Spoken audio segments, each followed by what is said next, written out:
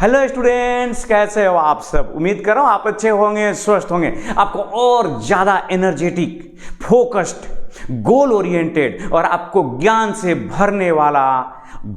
भरने के लिए मैं वीडियो शुरू करने जा रहा हूं। तो मैं हूं विनोद कुमार और आप देख रहे हैं अपना ही चैनल, अपना प्यारा सा यूट्यूब चैनल जिसे आप कंसेप्ट ऑफ केमिस्ट्री कहते हैं। तो आइए स्टूडेंट, शुरुआत करते हैं एक आनंद और ज्ञान से भरे हुए वीडियो की। तो आइए साथी हो जाइए हमारे इस यात्रा के।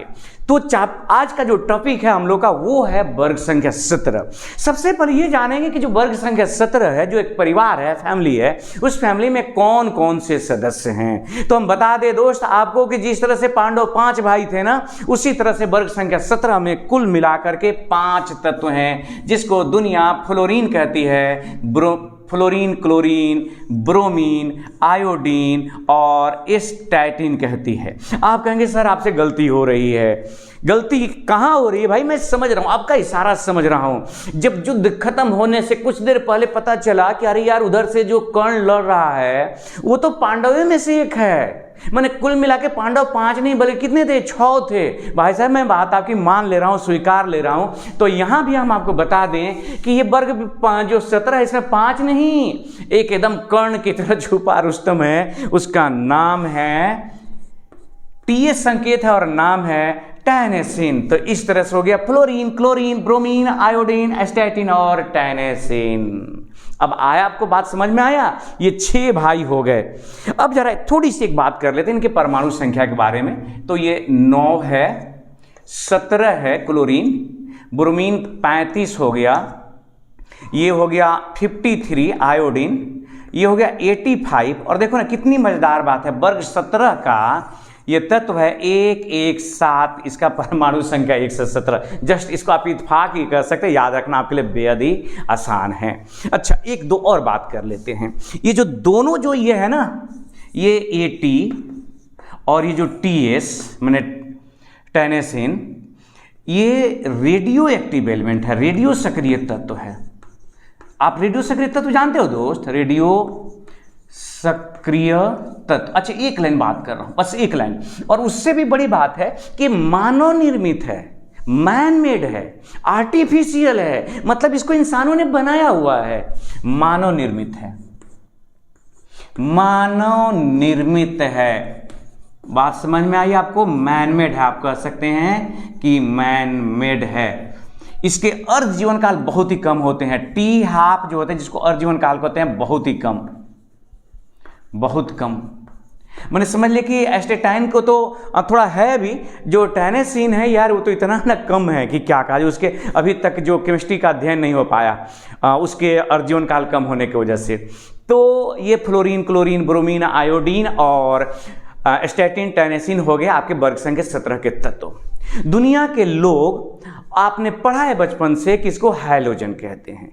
तो आइए जरा एक बार आपका बचपन याद दिलाते हैं कि यार इन्हें हैलोजन क्यों कहते हैं। तो देखो ना यार, पहले एक लाइन लिख देते हैं कि इन्हें क्या कहते हैं? कलेक्टिवली चौक टूट जाता है आदमी का चौक, और जब दिल टूटे ना, मुझे नहीं, मेरा जब चौक टूटता है तो ऐसा लगता है कि दिल टूट रहा है। इन्हें हैलोजन्स कहते हैं। क्या कहते हैं आप? हैलोजन्स। ये जो है ना, इन्हें कलेक्टिवली हैलोजन्स कहते हैं। क्यों हैलोजन्स कहते हैं? तो सब जगह एक बात मेंशन रहता है कि ये हैलोजन शब्द बने हैं 2 शब्द से, हैलो और जेन। जरा इधर देखिएगा, जेन्स। हैलो का क्या मतलब होता है? हैलो मतलब होता है साल्ट, नमक, लवण, और इसका मतलब होता है प्रोड्यूसर, उत्पन्न करने वाला, प्रोड्यूसर। तो इसका क्या मतलब हुआ भाई? ये तो हो गया लवण, लवण नमक जैसी चीज, और उत्पादक, उत्पादक। तो दुनिया का कोई भी व्यक्ति दोनों को मिला दो। तो अगर बात करें कि हैलोजन का क्या मतलब, तो इसका मतलब हो गया साल्ट प्रोड्यूसर, मतलब लवण उत्पादक। तो अब जरा एक कहानी समझिए। इस वर्ग के, अब ऐसा क्यों कहते हैं, तो इस वर्ग के जो भी एलिमेंट है फ्लोरीन, क्लोरीन, ब्रोमीन, आयोडीन, वो जहां भी धातु देखा धड़ाम से अभिक्रिया करता है और लौंड बनाता है। याद रखिएगा ये इतने ना ज्यादा रिएक्टिव है। रिएक्टिविटी की अगर बात करें, बात तो बहुत सारी करनी है आपसे, तो याद रखिएगा जितना भी आप तत्व जानते हैं, एलिमेंट जानते हैं, इसमें सबसे ज्यादा रिएक्टिव जो है, मोस्ट रिएक्टिव एलिमेंट है आपका फ्लोरीन। इससे ज्यादा रिएक्टिविटी में कोई आगे नहीं है। तो याद रखना हम लोग को यह है कि इनको हाइलोजन क्यों कहते हैं, तो इसलिए कि लौंड उत्पन्न करते हैं। लौंड कैसे उत्पन्न करते हैं, तो जहां भी धातु देखे धड़ाम से रिएक्शन करते हैं, सीधे रिएक्शन करते हैं और साल्ट बना देते हैं, लौंड बना देते हैं। इसीलिए दुनिया के लोग, आप और दुनिया, हम सभी लोग इनको हाइलोजेंस कहते हैं। लेकिन यहां से जो बात आपसे पूछा जाएगा एग्जाम में, वो होता है उनके ऑकरेंस के बारे में। ये कौन, कहां और कितनी मात्रा में पाए जाते हैं। तो ऑकरेंस के लिए हम इसको मिटा रहे हैं, आप इसको नोट कर लीजिएगा, ध्यान दीजिएगा। उपलब्धता, ऑकरेंस मीन्स उपलब्धता, कौन कितनी मात्रा में कहां पर उपलब्ध है। यहां पर हम आपको काफी इंपॉर्टेंट, जो कि आपके एग्जाम में, कंपटीशन में पूछा जाएगा, वो बात बताने वाले हैं। देखिए, अंग्रेजी में कहते हैं ऑकरेंस, उपलब्धता, ठीक है, ओके। तो देखो दोस्त, यह है, पहले बात कर लेते हैं भूपरपटी की। यही जो है ना, मैं कह रहा था काफी इंपॉर्टेंट चीज है, भूपरपटी। भूपरपटी माने क्या, पृथ्वी के ऊपरी जो सतह होता है उसको भूपरपटी बोलते हैं। यह है भूपरपटी, मान लीजिए भूपरपटी। भूपरपटी माने जो भू मीन्स पृथ्वी होता है ना, अब पपरपटी ऊपर वाला जो पपड़ा है पृथ्वी का ऊपर वाला हिस्सा, वो भूपरपटी है। तो भूपरपटी में अगर बात करें फ्लोरीन की, F2 की, तो आप जानिए कि ये इसका 13वां स्थान है। 13वां स्थान भूपरपटी में। नोट करेंगे दोस्त, वेरी वेरी इंपॉर्टेंट पॉइंट्स। भूपरपटी में फ्लोरीन का स्थान क्या है, अगर ऊपर से टप से चला जाए तो 13वां स्थान है। अगर बात करें क्लोरीन की, तो ये 20वां स्थान है, इसका 20वां स्थान होगा, ठीक है, मतलब ये बहुत कम मात्रा में है उसके रिस्पेक्ट में। बात करें ब्रोमीन की और आयोडीन की, तो भाई साहब लोग एकदम ना के बराबर है, अल्प मात्रा में है, अल्प मात्रा में, एकदम से समझिए कि उस मामले में गरीब है सब। चलिए अब आइए इधर कुछ देखिए और आनंद लीजिए। ये तो भूपरपटी की बात हो गई, तो भूपरपटी में ही तो केवल नहीं है ना, तो फ्लोरीन कहाँ कहाँ है। तो देखिए, फ्लोरीन है CaF2 के रूप में, जिसको फ्लोरस्पार कहते हैं। ये पाया जाता है Na3Al_F6। आप जानते हैं इसको क्रायोलाइट बोलते हैं, क्रायोलाइट, ठीक है। अल्युमिनियम के निष्कर्षण में इसका जरूरत पड़ता है। Na3Al_F6 ये पाया जाता है, ये देखिए Ca3PO4(2)CaF2, इसको बोलते हैं फ्लोरोएपेटाइट, फ्लोरोएपेटाइट के रूप में। तो दोस्त ये देखिए, फ्लोरीन जो है मुख्य रूप से पाया जाता है CaF2 के रूप में, Na3Al_F6 के रूप में और फ्लोरोएपेटाइट के रूप में पाया जाता है। लेकिन क्या यही केवल फ्लोरीन है, तो जवाब है नहीं। सबसे इंटरेस्टिंग पॉइंट तो ये है कि ये फ्लोरीन पाया जाता है कहां पर भाई, तो अल्प मात्रा में, याद रखिएगा, लेकिन अल्प मात्रा में ये पाया जाता है नदी के पानी में। नदी के पानी में आप नदी में नहाइए तो समझ लीजिए भाई उसमें फ्लोरीन, सॉरी नदी है, नदी गलती से लिखा गया भाई, नदी के पानी में। इसके अलावा पाया जाता है मिट्टी में, इसके अलावा पाया जाता है पेड़ पौधों में पाया जाता है। इसके अलावा पाया जाता है इंसानों के, जानवरों के दांत में, हड्डी में, ठीक है, याद रहेगा आपको, हड्डी में, बोन में, टीथ में, ये सब पाया जाता है। फ्लोरीन की बात है। तो ये तो हो गया फ्लोरीन की। अब बात करें क्लोरीन, ब्रोमीन और आयोडीन की, तो उसका भी कहानी बड़ा ही इंटरेस्टिंग है। लेकिन सबसे ज्यादा बार पूछा जाने वाला क्वेश्चन होगा फ्लोरीन, कि फ्लोरीन जो है कहाँ कहाँ और कितनी मात्रा तो नहीं, कहाँ कहाँ पाया जाता है, कौन से पदार्थ में। तो इसको मिटा रहा हूं दोस्त, आप नोट करते चलिएगा। ओके, तो देखिए इधर जा रहा। अब आगे हम यहां पर क्लोरीन के बारे में। तो क्लोरीन को समझने से पहले जाने कि ये समुद्री जल है। समुद्री जल में ये पाया जाएगा क्लोरीन Cl2, इसी समुद्री जल में पाया जाएगा Br2 और इसी समुद्री जल में पाया जाएगा I2। तो क्या समुद्री जल में सीधे क्लोरीन मुक्त अवस्था में पाया जाता है? अच्छा, एक बात बता दे दोस्त कि जो हैलोजन फैमिली है ये मुक्त अवस्था में पाया ही नहीं जाता। आप नोट कर लीजिए कहीं, हैलोजन फैमिली के जितने भी एलिमेंट हैं, फ्लोरीन, क्लोरीन, ब्रोमीन, आयोडीन, ये जो है अत्यंत अभिक्रियाशील होने के कारण, हाईली रिएक्टिव होने के कारण मुक्त अवस्था में नहीं पाए जाते। आप बात समझ आई? बहुत ज्यादा अभिक्रियाशील है भाई, इतना ज्यादा अभिक्रियाशील है कि अकेले रह ही नहीं सकता। जहां जाता वही गठबंधन, जहां गया वही गठबंधन, जहां गया वही गठबंधन। तो इस तरह से तो समुद्री जल में आपको क्लोरीन है, ब्रोमीन है, आयोडीन है। कैसे है? तो ये है क्लोराइड के रूप में। क्लोरीन किस रूप में है? क्लोराइड के रूप में। तो जाहिर सा है ब्रोमीन किस रूप में होगा? ब्रोमाइड के रूप में। ब्रोमाइड। और आयोडीन किस रूप में होगा? आयोडाइड के रूप में। अच्छा, तो कौन सी के क्लोराइड, ब्रोमाइड? तो इधर देखिए बोर्ड की तरफ एक नजर दौड़ाइए। यह है सोडियम क्लोराइड के रूप में, पोटेशियम क्लोराइड के रूप में, मैग्नीशियम क्लोराइड के रूप में, कैल्शियम क्लोराइड के रूप में। उसी तरह से एकदम सेम टू सेम ब्रोमीन जो है सोडियम ब्रोमाइड के रूप में, पोटेशियम ब्रोमाइड के रूप में, मैग्नीशियम ब्रोमाइड के रूप में और कैल्शियम ब्रोमाइड के रूप में पाया जाता है। उसी तरह से आयोडीन की बात करें तो sodium iodide, potassium iodide, magnesium iodide, उसके बाद कैल्शियम आयोडाइड, इस तरह से ये पाया जाएगा। लेकिन जो सबसे मजेदार पॉइंट है यहां वो ये है कि समुद्री जल में सबसे ज्यादा ये पाया जाता है, सबसे अधिक मात्रा में, अधिक मात्रा में। जानते हैं कितना? इसके बारे में कहानी ये है कि 2.5% द्रव्यमान द्वारा, माने बाई मास, जो इसका जो माई मास है, आप समझ लीजिए द्रव्यमान की दृष्टि से अगर देखा जाए तो ये कितना परसेंट है पानी में? पानी नहीं, समुद्री जल में बात हो रही है, समुद्री जल की। तो समुद्री जल में NaCl है, याद रखिएगा, बाई मास कितना? तो 2.5%।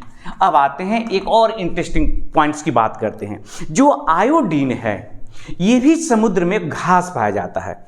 आयोडीन जो है ना एक समुद्री घास है, याद रखिएगा दोस्त। Here is very very important point, समुद्री घास। क्वेश्चन होगा कौन सी घास है? तो नाम है लैमिनेरिया। नेरिया घास का नाम है लैमिनेरिया। इसमें क्या पाया जाता है? तो आयोडीन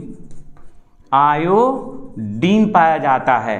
कितना परसेंट? तो 0.5% इसमें आयोडीन पाया जाता है। याद रखिएगा कि समुद्री घास में कुछ उस समुद्र में छोटे छोटे पेड़ पौधे होते हैं जिसका नाम है लैमिनेरिया, और उसमें आयोडीन जो है 0.5% पाया जाता है।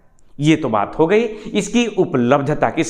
तो अब आगे कहानी को आगे बढ़ाते हैं, इसकी कुछ बात करेंगे। बहुत जो गुण हैं जैसे इलेक्ट्रॉनिक विन्यास वगैरह, आयनन इंथैल्पी, विद्युत ऋणात्मकता वगैरह, तो इसको नोट करिए। फिर तो देखो दोस्त, बात को आगे बढ़ाते हैं और आगे क्रम में हम ये जानना चाहते हैं कि जो वर्ग 17 के तत्व हैं, जो हाइड्रोजन हैं, उन तत्वों का इलेक्ट्रॉनिक विन्यास के बारे में। तो आपको एक बात एकदम नोटिस करनी होगी कि जो वर्ग 17 के जो तत्व हैं ना, एकदम से पांडव जो थे उनका आपस में एकदम से कोऑर्डिनेशन था। एक दूसरे को अच्छी तरह से समझते थे, एक दूसरे पर विश्वास करते थे। ठीक उसी तरह से वर्ग 17 के जो तत्व होते हैं ना, वो आपस में एकदम से सिमिलरिटी दिखाते हैं, जो गुण है स्वभाव उसमें सिमिलरिटी दिखाते हैं। और इसके जो इलेक्ट्रॉनिक कॉन्फ़िगरेशन है वो है अंतिम कक्षा का इलेक्ट्रॉनिक कॉन्फ़िगरेशन NH2NP5। देखिए 5 2 7 17 हो गया ना, 5 2 7 हुआ, उसमें 10 जोड़ देंगे तो 17 हो गया। तो अंतिम का आएगा क्वेश्चन कि जो हाइड्रोजन्स हैं उनके अंतिम कक्षा का समान इलेक्ट्रॉनिक विन्यास क्या है, तो आप कहेंगे NH2NP5। एक मजेदार सीन ये है कि ये मात्र एक कम है, एक इलेक्ट्रॉन केवल 5 का 6 कर दीजिएगा तो जो नोबेल गैस होते हैं उससे एक कम। तो आप कह सकते हैं कि अंतिम कक्षा में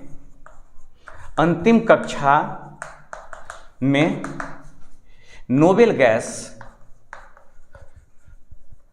से मात्र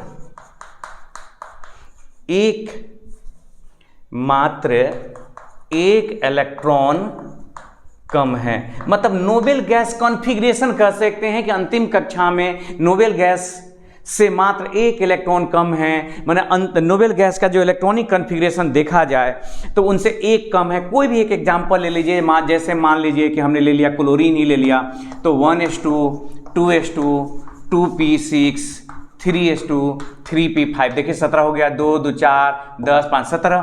तो इसमें अगर एक जोड़ दें, मतलब आप यहाँ पर 3p6 कर दीजिएगा तो क्लोरीन नहीं बल्कि आर्गन हो गया। तो किसी भी नोबेल गैस जो बहुत स्टेबल गैस होते हैं उनके रेस्पेक्ट में देखा जाए तो आपके हाइड्रोजन का जो इलेक्ट्रॉनिक कॉन्फ़िगरेशन है उससे एक कम है।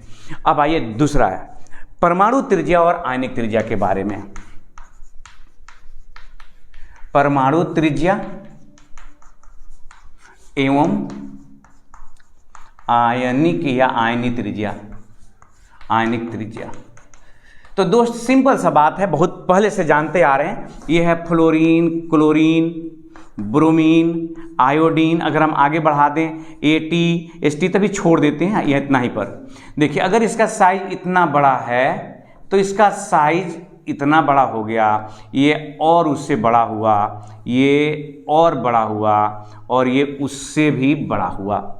इसका क्या मतलब हुआ कि जैसे जैसे वर्ग में ऊपर से नीचे आते हैं तो परमाणु त्रिज्या और आयनिक त्रिज्या दोनों क्या होता बढ़ता है।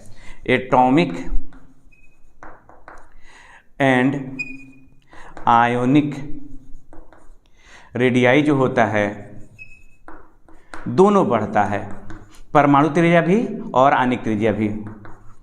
अच्छा, एक बहुत महत्वपूर्ण बात है कि फ्लोरीन का अपवाद स्वरूप कुछ ज़्यादा ही छोटा परमाणु त्रिज्या होता है। फ्लोरीन का अपवाद स्वरूप अधिक छोटा एटॉमिक रेडियस होता है। जो परमाणु त्रिज्या है ना फ्लोरीन का कुछ ज़्यादा ही छोटा आता है। ठीक है ऊपर वाला छोटा होगा लेकिन कुछ ज़्यादा ही नाटा है, कुछ ज़्यादा ही छोटा है। ये कौन? तो फ्लोरीन है। तो ये तो हो गया परमाणु त्रिज्या और आयनिक त्रिज्या, जरूर ऊपर से छोटे। अच्छा एक बात और ध्यान रखना है कि अपने अपने आवर्त में ये सबसे छोटे हैं। जिस आवर्त में फ्लोरीन है उसमें सबसे छोटा, जिस आवर्त में क्लोरीन है उसमें क्लोरीन छोटा। तो इस बात को भी अगर नोटिस में ला दिया जाए तो अच्छी बात है। अपने यहां पर 2 लिख दिया, आवर्त में हाइड्रोजन्स सबसे छोटे आकार वाले होते हैं, सबसे छोटे आकार वाले होते हैं। इनका जो आकार है वह अपना अपना आवर्त, माने समझ लीजिए कि जब आप बाएं से दाएं की तरफ बढ़ते छोटा छोटा छोटा छोटा, सबसे ज्यादा 17वां पे छोटा, इससे थोड़ा सा बड़ा हो जाता वर्ग 18 के तत्व। मतलब कि वर्ग 18 के जो तत्व हैं जो नोबेल गैस हैं उनका आकार जो है ये वर्ग 17 के रिस्पेक्ट में थोड़ा सा क्या हो जाता, बड़ा हो जाता है। तो याद रखिएगा इस तरह से कि पीरियोडिक टेबल में सबसे छोटा, पीरियोडिक टेबल के किसी भी आवर्त में किस वर्ग के तत्वों का परमाणु त्रिज्या सबसे छोटा होता है। याद रखिएगा पीरियोडिक टेबल के किसी भी आवर्त में सबसे ज्यादा छोटा होता है वर्ग संख्या 17 के तत्वों का। तो इलेक्ट्रॉनिक विन्यास और परमाणु त्रिज्या के बाद हम लोग बात करेंगे आप सब नोटिस करते जा रहे हैं, नोट कर रहे हैं ना सब चीजों को, तो नोट करते जाना है। अब बात करेंगे हम लोग आयनन इंथैल्पी। आयनन इंथैल्पी का मतलब हो गया कि बाहरी कक्षा से एक इलेक्ट्रॉन को निकालने में जो ऊर्जा लगती है। अब कोई भी गैसीय अवस्था में परमाणु है दोस्त, और उस परमाणु को आपने गैस में बदल दिया है और वहां से इलेक्ट्रॉन निकाल रहे हैं। तो देखिएगा जरा इधर, आयनन एंथैल्पी। आयनन एंथैल्पी को अंग्रेजी में आयोनाइजेशन एंथैल्पी ही लिखा रहता है। अब आओ दोस्त, ये है क्या? यहां पर एक बात यह है कि फ्लोरीन, क्लोरीन, ब्रोमीन और आयोडीन, जैसे जैसे इनका परमाणु ऊपर से नीचे आते हैं तो परमाणु त्रिज्या बढ़ता है। अच्छा, परमाणु त्रिज्या क्यों बढ़ता है? तो इसका एक जवाब है, वो ये है कि जब ऊपर से नीचे आते हैं तो कक्षाओं की संख्या बढ़ती है। तो कक्षा की संख्या जैसे जैसे बढ़ते जाती है वैसे वैसे उसकी त्रिज्या ऑटोमेटिकली क्या होती जाती है? बढ़ते जाती है। तो परमाणु त्रिज्या बढ़ने के कारण ये परमाणु त्रिज्या और आयनन इंथैल्पी एक दूसरे के उल्टा होता है। परमाणु त्रिज्या छोटी तो आयनन इंथैल्पी ज्यादा। इसका मतलब कि इलेक्ट्रॉन जो है निकालना इसमें सबसे कठिन कहां होगा? तो फ्लोरीन में। और सबसे आसानी से कहां निकलेगा? आयोडीन में। हालांकि याद रखना है, वर्ग 17 के तत्वों का आयनन इंथैल्पी बहुत ही उच्च होता है। वर्ग 17 के तत्वों का आयनन एंथैल्पी क्या होता है भाई? बहुत ही उच्च होता है। एंथैल्पी बहुत उच्च होता है, मतलब अधिक, बहुत अधिक होता है। इस सब के बावजूद अधिक होता है। इसलिए अधिक होता है क्योंकि ये नोबेल गैस से मात्र एक इलेक्ट्रॉन कम होते हैं। ये तो इलेक्ट्रॉन ग्रहण करने के फिराक में लगे रहते हैं। तो लेकिन जब ऊपर से नीचे आइएगा तो घटता है। याद रखना है, इधर से आयनन इंथैल्पी घटेगा। तो अगर आई कर दें आयोनाइजेशन इंथैल्पी, तो नीचे पर क्या हो रहा है? घटता है। याद रखिएगा कि वर्ग में ऊपर से नीचे आएंगे तो आयोनाइजेशन इंथैल्पी का मान घटेगा। लेकिन अगर ओवरऑल बात याद रखें तो वर्ग 17 के जो तत्व होते हैं इनके आयोनाइजेशन इंथैल्पी का मान बहुत ही ज़्यादा होगा। इसका मतलब ये निकलता है कि इनसे इलेक्ट्रॉन निकालना बड़ा कठिन है। आप इनसे इलेक्ट्रॉन नहीं निकाल सकते। इलेक्ट्रॉन को बहुत ही मजबूती से पकड़े हुए होते हैं ये। और इसके पीछे का जो मुख्य कारण है वो इनकी जो विद्युत ऋणात्मकता होती है वो बहुत ही ज़्यादा होती है।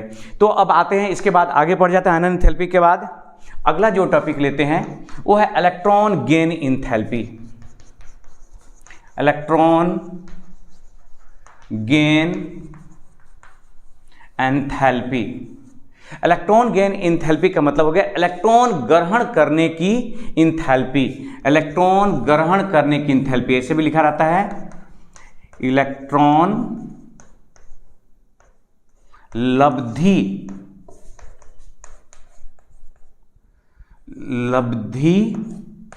एंथैल्पी। अब देखिए दोस्त, इधर देखिए इलेक्ट्रॉन लब्धि एंथैल्पी का मतलब क्या हुआ कि परमाणु ये होता है आयनन एंथैल्पी में एक इलेक्ट्रॉन को छोड़ना और यहां होता है खींच लेना। जस्ट इसी तरह से समझिए कि उल्टा हुआ। तो इसमें जो होते हैं ना वर्ग 17 के जो तत्व होते हैं इनकी जो इलेक्ट्रॉन लब्धि एंथैल्पी का मान जो होता है ऋणात्मक होता है और बहुत ज्यादा होता है। इसका क्या मतलब हुआ? तो देखिए यहां पर एक फ्लोरीन है और ये चाहता है कि इसके मात्र एक इलेक्ट्रॉन कम है नोबेल गैस से। तो जैसे इसको एक इलेक्ट्रॉन मिलता है बस तुरंत क्या करता है, ये मान लीजिए कि फ्लोरीन है तो एक इलेक्ट्रॉन खींच लिया और बदले में ऊर्जा दे देता है और इसी ऊर्जा की वजह से ये ऊर्जा जो होती है ना ये नेगेटिव मतलब ऊर्जा का त्याग कर देता है। क्यों त्याग करता था? इससे सोचिए कि आपको बहुत ही मन्नत के बाद, बहुत ही मेहनत के बाद आपको नौकरी मिलती है। दोस्तों से बोलते चल भाई मिठाई खिला दे तुमको, चल भाई ये काम करते हैं, तुमको सिनेमा दिखा देते, मेरी जॉब लग गई, मेरा नौकरी हो गई, या कोई कंपटीशन का एग्जाम दे रहे हैं, कोशिश कर रहे हैं और अचानक आप देख रहे रिजल्ट आ गया, अरे तेरा रिजल्ट है, चल भाई चल सबको चलो पार्टी होगी। तो होता यह है कि जो इस वर्ग के एलिमेंट्स हैं फ्लोरीन, क्लोरीन, ब्रोमीन, आयोडीन, ये मात्र एक नंबर से छूट रहा है, एक इलेक्ट्रॉन से पिछड़ जाता है। तो जैसे एक इलेक्ट्रॉन आता है खुशी के मारे ऊर्जा निकालता है अपने से, और ऊर्जा निकालने का मतलब होता है उसको क्या बोलते हैं हम लोग, नेगेटिव हो गया। इलेक्ट्रॉन गेन इंथैल्पी का वैल्यू हो गया नेगेटिव। तो याद रखिएगा कि वर्ग 17 के जो तत्व हैं उनके इलेक्ट्रॉन गेन इंथैल्पी का जो वैल्यू होता है वो नेगेटिव होता है, ऋणात्मक होता है, और उसका वैल्यू बहुत ज़्यादा होता है, ऋणात्मक मान। तो वर्ग 17 के तत्वों का इलेक्ट्रॉन गेन इंथैल्पी का ऋणात्मक मान उच्च होता है, ऋणात्मक मान बहुत उच्च होता है, बहुत ज़्यादा होता है, बहुत उच्च होता है।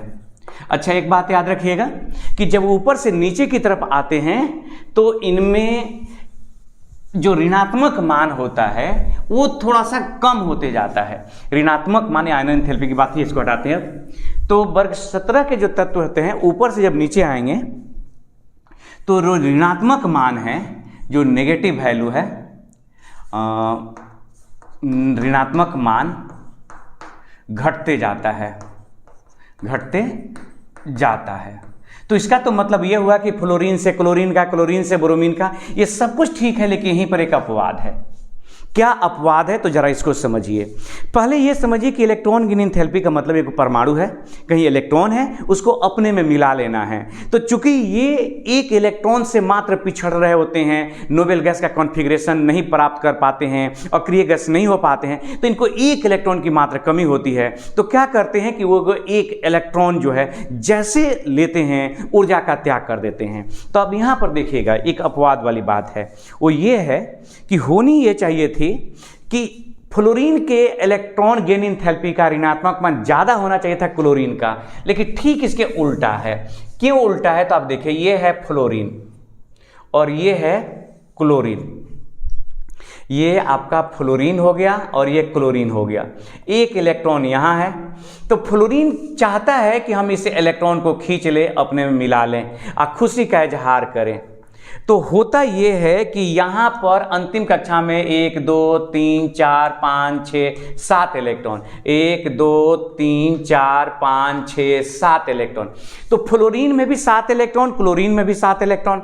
तो क्लोरीन का साइज है छोटा, तो जैसे वो इलेक्ट्रॉन इसकी तरफ आता है तो जो पहले से इलेक्ट्रॉन सब उसको भाग भाग भाग भाग इधर से करने लगता है, सब उसको रिपेल करने लगता है, क्योंकि ये भी इलेक्ट्रॉन है, ये सब इलेक्ट्रॉन है। तो इलेक्ट्रॉन इलेक्ट्रॉन को तो विकर्षित करेगा। मतलब समझ लीजिए कि फ्लोरीन तो चाहता है, दिल से चाहता है, उसकी विद्युत ऋणात्मकता बहुत ज्यादा है, सबसे ज्यादा इनफैक्ट वो चाहता है कि इलेक्ट्रॉन मिला लें, जितना जल्दी हो सके मिला लें और सबसे ज्यादा ऊर्जा का त्याग करे, खुशी का इजहार करे, लेकिन हो नहीं पाता है दोस्त। इसके पीछे कारण है कि इसका आकार है छोटा। तो फ्लोरीन का आकार छोटा होने के कारण जो इलेक्ट्रॉन खींच करके जितना ऊर्जा त्यागने की जो क्षमता है वो क्लोरीन से थोड़ी घट जाती है। क्लोरीन जो है ना, इलेक्ट्रॉन का आकार, क्लोरीन का आकार बड़ा होने के कारण, उसके परमाणु की त्रिज्या बड़ी होने के कारण इलेक्ट्रॉन खींच लेता है। तो याद रखना है कि क्लोरीन का इलेक्ट्रॉन गेन एंथैल्पी का जो ऋणात्मक मान है वो फ्लोरीन से ज्यादा है। चाहत फ्लोरीन ज्यादा रखता है इलेक्ट्रॉन का, वो चाहता है कि मिला लें, उसके रिस्पेक्ट में कम चाहत रखता है। मैंने समझ ली कि ज्यादा प्रेम करता है इलेक्ट्रॉन को क्लोरीन के रिस्पेक्ट में, लेकिन फिर भी इसके घर वाले जो है ना, जो घर में पहले से जो 7-7 इलेक्ट्रॉन बैठे, वो लाठी लेके बैठे हो, आ जा तू, आ जाएगा इलेक्ट्रॉन, और यहाँ पर इसमें भी लाठी लेके बैठे हैं सातों, लेकिन घर है बहुत बड़ा होने की वजह से आराम से उसमें जाके एडजस्ट हो जाता है। तो क्वेश्चन आएगा कि फ्लोरीन के जो विद्युत ऋणात्मकता, फ्लोरीन के इलेक्ट्रॉन गेन एंथैल्पी का जो मान है, ऋणात्मक मान, वो क्लोरीन की अपेक्षा कम क्यों है? तो जवाब देंगे क्योंकि क्लोरीन का साइज बड़ा है, तो एक इलेक्ट्रॉन एडजस्ट हो लेता है। मतलब जब इलेक्ट्रॉन उधर से चलता है तो उतना ज़्यादा विकर्षण नहीं झेलना पड़ता, लेकिन फ्लोरीन का साइज है छोटा, और उस छोटे से साइज में 7-7 को इलेक्ट्रॉन अड़से हुए, ठुसाए हुए हैं। तो जैसे इलेक्ट्रॉन आता है तो उसका विरोध ज़्यादा होता है। तो आप इसको नोट कर लीजिए। नोट ये करना है कि फ्लोरीन की इलेक्ट्रॉन गेन एंथैल्पी का मान, आप लिख रहे हैं ना, फ्लोरीन के इलेक्ट्रॉन गेन एंथैल्पी का ऋणात्मक मान क्लोरीन के अपेक्षा कम होता है। आप क्लियर समझ में आया? दोनों का ऋणात्मक मान में किसका ज्यादा होगा? क्लोरीन का, जबकि होना चाहिए था किसका? फ्लोरीन का, लेकिन ऐसा हो नहीं पाता, क्लोरीन वाला ये ज्यादा होता, अधिक हो जाता है, अधिक ऋणात्मक, और ये हो उसके रिस्पेक्ट में कम ऋणात्मक। इसका मतलब ये हुआ कि इनके यहाँ जो ऊर्जा का उत्सर्जन हो रहा है थोड़ा कम होता है। अब आते हैं, इसके बाद है विद्युत ऋणात्मकता। अगला टॉपिक हो गया आपका विद्युत ऋणात्मकता। देखो दोस्त, विद्युत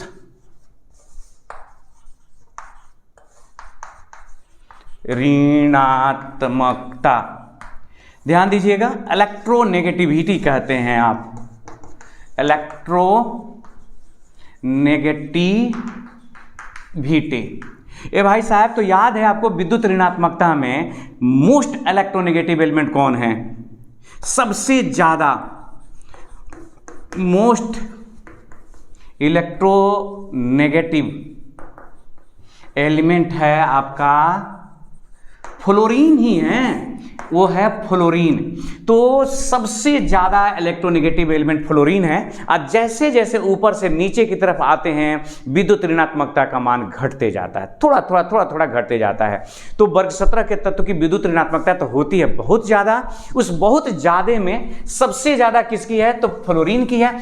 तो केवल अपने वर्ग में ही नहीं, पूरे 118 तत्वों में जो अभी पीरियोडिक टेबल में मौजूद है उसमें सबसे ज्यादा किसका है? तो फ्लोरीन का ही विद्युत ऋणात्मकता है, याद रखना इस चीज को।